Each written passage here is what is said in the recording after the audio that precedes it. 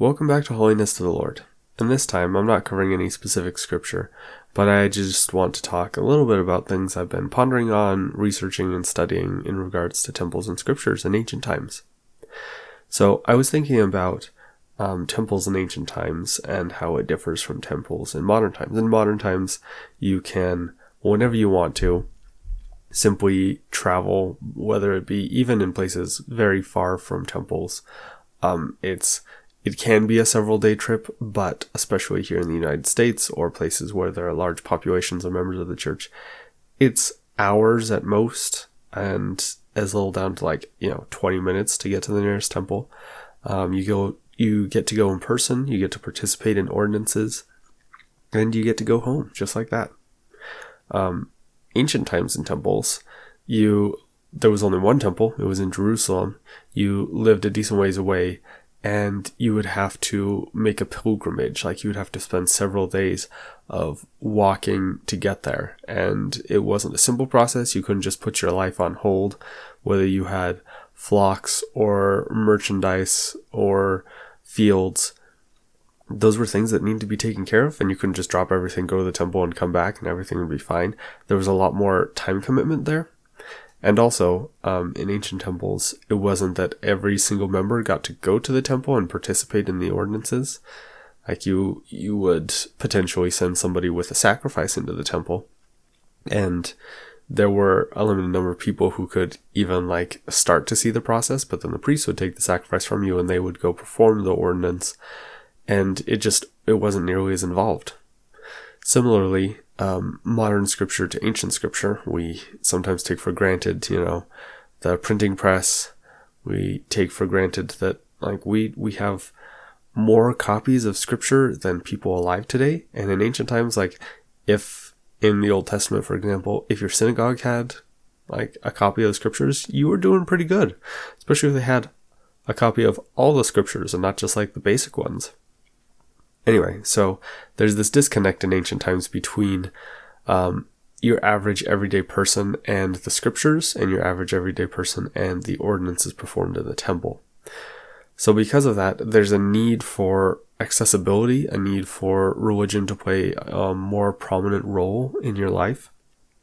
So it just came to me and helped me realize that holy days or feasts, especially in the Old Testament, were a major way to bring those back into your life more commonly, and also that at these feasts there were not only reading of scriptures and things, but there were reenactments, there were group activities and group participation that you could do to feel more connected and to be reminded of the ordinances of the temple and of the stories of the scriptures.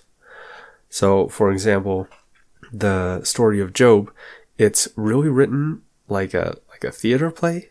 You've got the back and forth between Job and his friends, where it almost feels like his friends are there to give Job pushback, to give him somebody to talk to.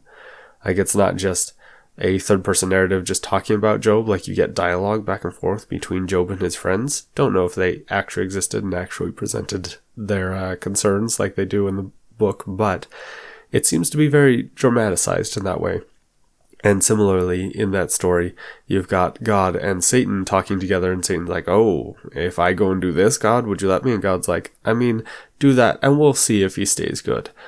I doubt that there was a prophet who actually saw a vision of that sort of thing. Again, it seems to be serving the function of providing a narrative, of providing a dramatic reading, of helping people to remember the story and to make it intriguing and interesting, and to just draw people into the scriptures.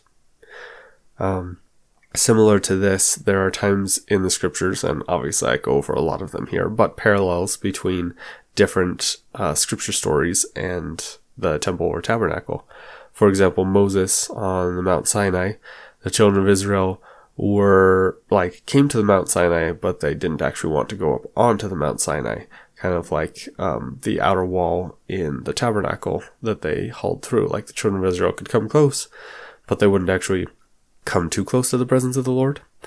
And in the story, Moses takes 70 elders with him up onto the Mount Sinai, but they only go so far, and then they don't want to go any further. So this can be like the priests who participate inside the walls of the tabernacle, even inside the holy place, with the shewbread and the altar of incense and the candelabra, but they don't actually go into the presence of the Lord. And it's only Moses, the high priest of the group, who passes through the clouds, in his case, or through the veil, and goes and communes with the Lord and comes back to bring his commandments and his revelation. So there are stories like this that I hopefully cover here in this channel, that help directly remind people of the temple, to walk them through themes and things that they might see in the temple, so that when they are reciting their scripture stories, they are connected with the temple, because they don't get to go like we do